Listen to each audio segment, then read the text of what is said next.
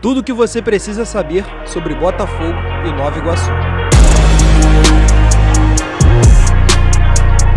Em jogo válido pela 6ª rodada do Campeonato Carioca, o Botafogo recebe o Nova Iguaçu às 7 horas da noite no estádio Luso-Brasileiro, na Ilha do Governador. Estádio em que o Botafogo vem levando sorte nos últimos anos, o Botafogo consegue vitórias quando joga lá, e a torcida do Botafogo vem criando carinho por esse estádio. O Botafogo enfrentará uma equipe bem limitada do Nova Iguaçu, uma equipe que até agora só venceu um jogo no campeonato estadual, que foi na última rodada contra o Bangu, com um gol contra do jogador do Bangu, e que perdeu de 5-0 para o Flamengo, não vem fazendo uma boa campanha, ocupa o 9º lugar na tabela de classificação.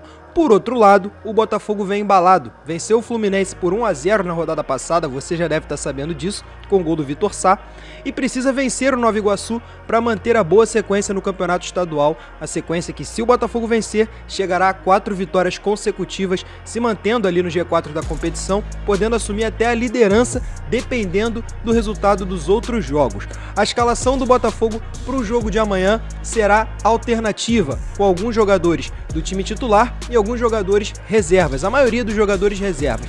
Tá aí na tela para vocês.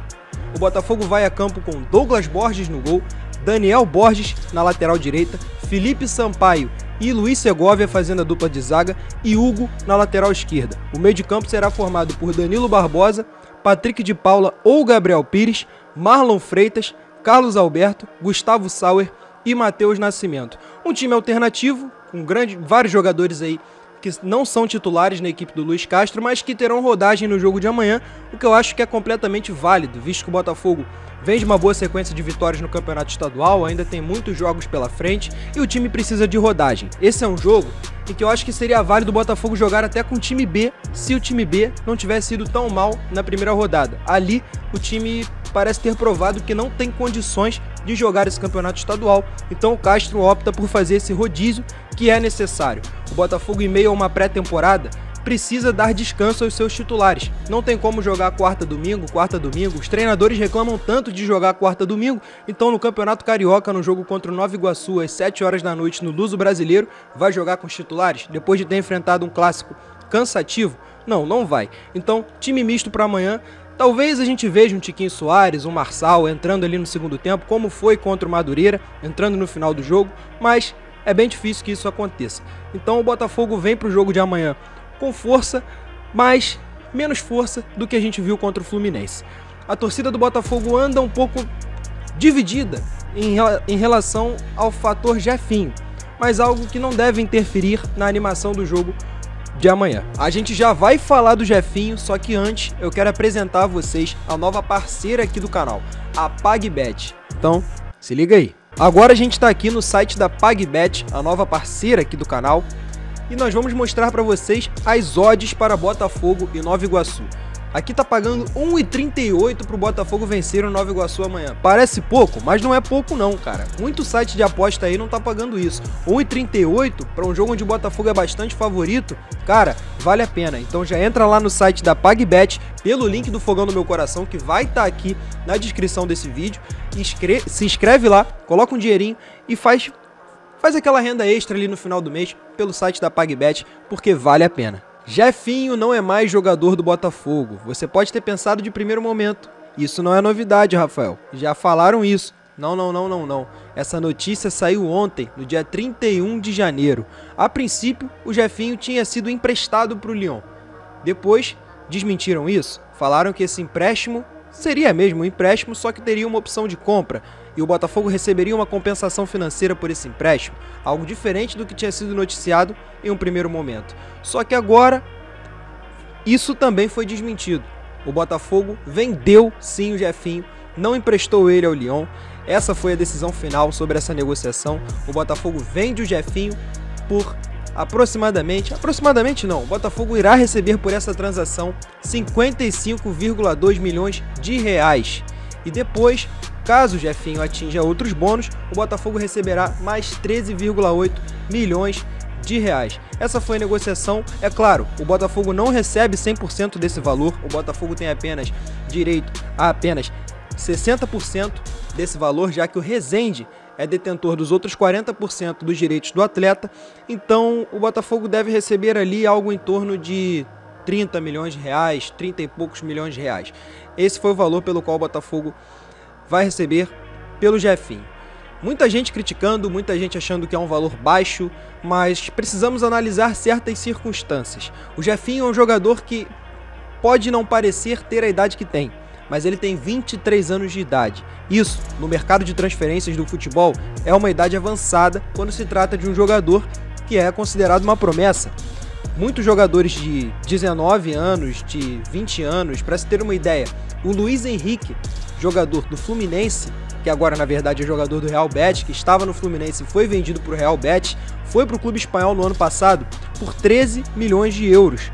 3 milhões de euros a mais do que o Jefinho. E é um jogador de 2 anos mais novo, que vinha performando em um time, era titular absoluto em um time na Série A, já vinha jogando bem, já vinha marcando mais gols do que o Jefinho vinha marcando pelo Botafogo. Aparentemente é um jogador que estava mais pronto que o Jefinho, teve categoria de base, algo que o Jefinho não teve, e saiu por 13 milhões de euros. O Jefinho saiu por 10. Então, por aí se tira como exemplo, o Jefinho teve valores ruins em sua venda? Acredito que não. Acho que o Botafogo poderia segurá-lo mais tempo visando ter mais retorno técnico do jogador. Porque se o Jefinho fica no Botafogo até o final do ano, não acho que o valor de mercado dele cairia. Então o Botafogo poderia ter aproveitado ele até o fim da temporada, como o Castro queria que acontecesse, e no final do ano poderia vender o Jefinho até mais valorizado. Só que há algumas variáveis aí no meio desse pensamento. O Jefinho poderia se machucar, o Jefinho poderia entrar mal na temporada, sem conseguir render aquilo que rendeu na temporada passada. É um jogador que, como eu falei, não teve categoria de base, chegou para o Botafogo B, nem no ano passado o Botafogo esperava que ele fosse render o que rendeu.